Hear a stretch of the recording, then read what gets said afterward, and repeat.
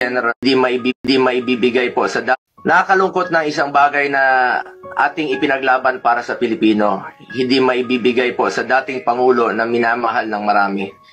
Ganyan ba po ang dapat na trato sa taong minahal ang bayan at minahal din ng taong bayan? Ilang beses na po nagsinungaling si now Brigadier General Jean Pardo. Sana po, ma'am, bilang spokesperson, totoo lang po ang sabihin mo, alang-alang sa bayan. Your duty is to be loyal to our flag and to our country. Minahal namin kayo ni dating Pangulong Duterte. Sana, konting respeto lamang po. Kung nagawa nyo yan sa akin, magsinungaling, mas nagagawa nyo po yan sa ibang tao. Respeto lamang sana. Gaya ng pagrespeto at pagmamahal namin sa uniform personnel. Sinabi mo, nagpupunas lang ng pawis ang ilang pulis na nakuna ng video na umiiyak habang inaaresto si Pangulong Duterte.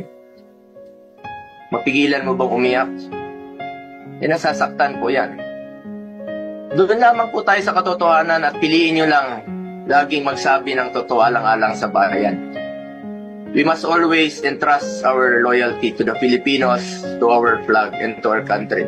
Yan naman po parating sinasabi ni dating Pangulong Duterte sa inyo. Just be loyal to our country and to our flag. Di na niya kayang tumakas. At alam niyo po yun. Di na niya kaya kayong takbuhan. Dahil hirap na nga siyang maglakad, nagsusungkod na nga lang po siya. Imbis na umunlad, bigla tayong umurong. OFWs, pinapauwi natin. Noon, ginagawa natin ang paraan. In fact, si dating Pangulong Duterte, sumusulat yan sa mga king o sa leader ng ibang bansa para makauwi. And even nagre-raise tayo ng blood money para makauwi lang yung mga kababayan natin. Pero bakit baliktad niya? Bakit isinuko po ang sarili nating lahi? Hindi ko lubusang matanggap na siya ay nililiti sa ibang bansa gayong siya ay isang Pilipino.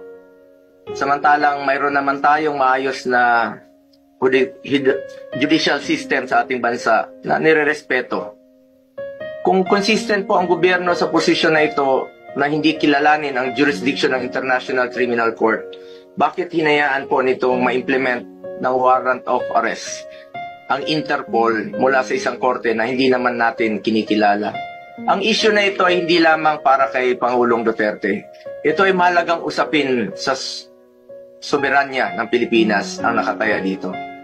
Alang-alang sa ating mga bayaning nagbuwis ng buhay upang makamit lang ang ating kalayaan.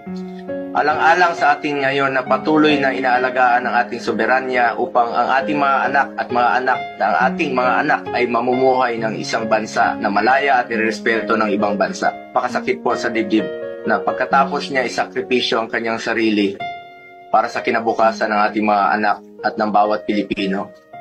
Imbis na ibigay sa Pilipino ang paghusga sa mga ginawa ni dating Pangulong Duterte na paglaban sa droga at kriminalidad, sadly, hindi po ganun ang nangyari. Pilipino po ang dapat humusga sa totoong sitwasyon sa bansa.